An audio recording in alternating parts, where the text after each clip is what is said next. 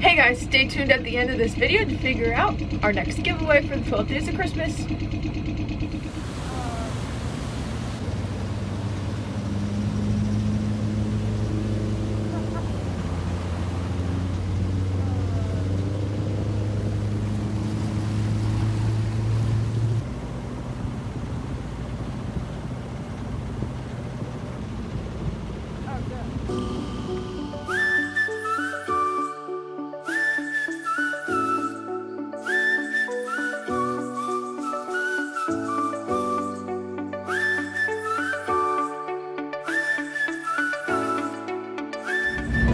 Hey guys, in this short video today, I'm going to show you one of the best tools that we use for finding anchorages, especially in places like Florida where we are now. So we're motoring down the Intracoastal in Florida right now. We're in the Flagler Beach area. So this is our, how many times have we been up and down the Intracoastal now? A lot. This trip one way at least like 7 or 8 times now. We did have a first today. I saw my first ever white pelican, an entire island filled with the American white pelican. So definitely some new experiences here and there, but for the most part, we figured a lot of it out. We say seen it and done it, but there's so many places we could stop and explore that we just don't. No, but just generally transiting the ICW and anchoring, and we try to do it on a budget, so we try to anchor as much as possible. We only stay at a marina maybe like 5% of the time or something like that. If we have to. So here's one of the best tricks of finding an anchorage, because in places like here, like Florida, sometimes in Georgia, you have very long stretches of nothing. and even in the popular spots of the ICW where it might be a little wider, or there's a city close by or something, a lot of the anchorages are packed full, and a lot of them unfortunately are full with like derelict boats or sometimes liveaboards, but it just makes those anchorages crowded and hard for cruisers transiting to be able to anchor there and be comfortable and have enough room to swing or whatever. We've been using a little trick to kind of find our own little spots to anchor, and it's been working out really well. So you guys know we use Navionics, and one of the best features of Navionics is the community edits. So we can find a busy spot here. Let's see. We have these little anchor symbols, and we can click on it and see what people say about it. Good holding, 10 foot, can get busy and rocky sometimes, blah, blah, blah. So that's a great tool. Now we've discovered something even better than that, because a lot of anchorages are not marked, or they're just not there on the chart. And that tool is satellite view. So before I get into this, let me just say that when you're looking for an anchorage, there are a few important things to keep in mind. You're looking for a spot where you and your boat are protected from the wind and the waves, just sheltered. You have to be outside all marked channels, and even channels that aren't marked but are used by a lot of boats, like fishing boats or just recreational boats. You just want to stay outside of those high traffic areas. You want to make sure you're not anchoring on a cable area, which is always marked on your chart. And you want to make sure you're not anchored in any restricted zones or anything like that.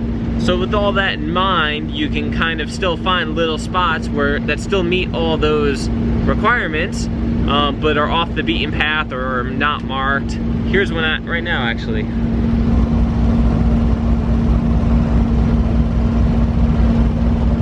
So they are literally right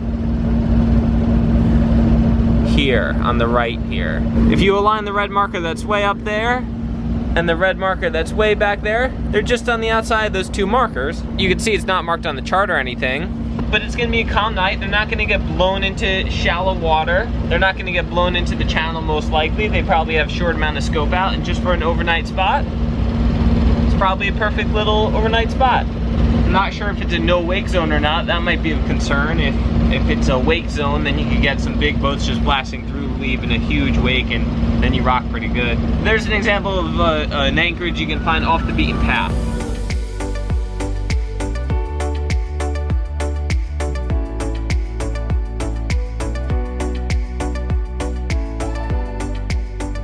We're back in Florida. We're back in Florida. Alright, so let me show you guys how you can use satellite view to find a spot to anchor. So here's a spot we anchor, and this is actually our boat, but this is from last year because the satellite picture was taken from last year. I would say that sandbar and shoal areas don't shift all too much within a year, unless you're by an inlet, of course. This is a spot that we used satellite to find, and it was really, really, really useful. And you can see here, so we have this is the intercoastal right here. And then we have this horseshoe, and just a little island. You can see that there is a nice shoal that sticks out this way. And then same thing on this side. You got this nice light color sandbar, and then same thing almost across the whole entrance to this horseshoe. But if you're looking at it from satellite, you can kind of feel your way in the right spots. We've come through here before on our trawler, and then around here, this guy has a bunch of anchor lines out, so we had to be careful. We actually took a sharp right and came right through here, and then all the way around. And then we anchored right here, and then on our way out, we just go this way. And we have to stand clear of this shallow shoal, and then this one here. But you could anchor like all here, here, you know, in here, especially if this guy wasn't here, all through here. I'll show you another spot too. So here's another spot where we use satellite view to kind of help us in. It's not marked on a chart or anything as an anchorage. It might even be marked as shallow water. Okay, so here it is. So here's the main intercoastal right here, and this is a really shallow sandbar. You can see this from your boat easily. Like, it's usually dry at low tide, but what you can't see is over here, and you can see that the sandbar extends to right about here. But we found that we had plenty of depth to go from the intercoastal through here all the way to this back side here, and then we had a nice protected anchorage in there.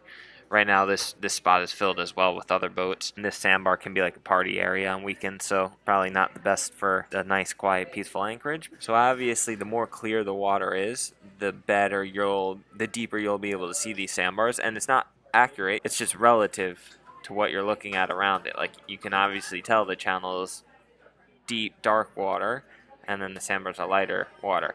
And this is probably not going to be as useful to a deeper draft boat unless you're in very clear water, like maybe over in the Bahamas. It's just a little tool, a little tool that we found to be pretty useful.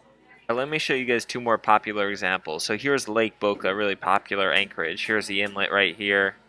Come in the inlet under this bridge, and then this is all pretty well marked, and then you go this way, and this is the ICW. Now this is Lake Boca, and this is where we have anchored a bunch, and we'll come through the inlet and we'll hug this shore and then come right through here and anchor right in here. But this just shows you how shallow the center of the lake gets and just the areas to stay away from.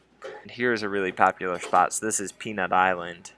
And same thing, the channel, here's the inlet comes in, and this is all, I'm pretty sure this is all plenty deep water and marked right along these docks here.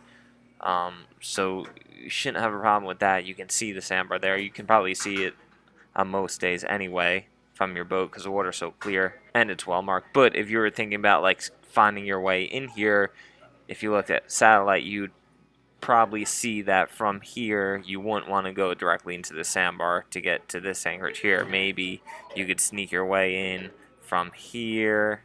Looks like the best route. Just feel your way in. Maybe even from here, but just gives you a good idea where the shallow spots are.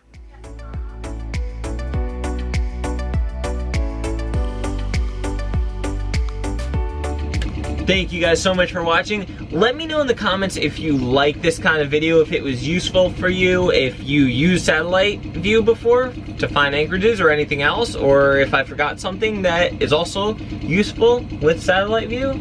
Let us know. So, we wanted to let you guys know the winner of our last giveaway for the Raw Element sunscreen. So our last video was the first day of the 12 Days of Christmas giveaway, and it was for a whole kit of Raw Element sunblock. And congratulations to Jeff C. He commented and said, Dream vacation was to go to Iceland. Or was it Ireland? I think it was Iceland. Iceland, yeah. So congratulations, Jeff C. We'll comment on your comment and ask you for your email if you wouldn't mind posting it there so we can get in touch with you directly. If not, just let us know in the comment and we'll figure out another way. We also have another giveaway. It is day 4. So yeah, we did the first one on that video, and then we've had a few on our Instagram platform, so if you guys aren't following us there, head on over, the links are in the description. And they'll show up on the screen, right here. Oh yeah, I'll put them right here. Today's day 4 of our 12 Days of Christmas giveaway, and we are giving away one of our new Tools on the Summer Whatever Floats Your Boat long sleeve t-shirts and another Save Our Seas starter kit. So our bag, water bottle, and cutlery set.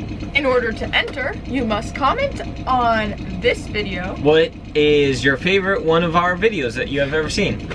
Tell us your favorite. My personal favorite, I think, is swimming with a whale shark. What's your favorite? My favorite video, surfing in the Bahamas. There's spearfishing. Whatever. You tell us your favorite. Some of you guys might like when we broke down on Neverland last year, 2 years ago. So tell us your favorite. After you do that, make sure you're following our Instagrams because the next Monday is on Instagram, and we're going to be giving away a bathing suit, a brand new bikini. The ones that Sierra wears. MG Surfline. So if you want to win, you gotta go to Instagram. And then we'll see you guys back here on Tuesday. And thank you guys so much for watching.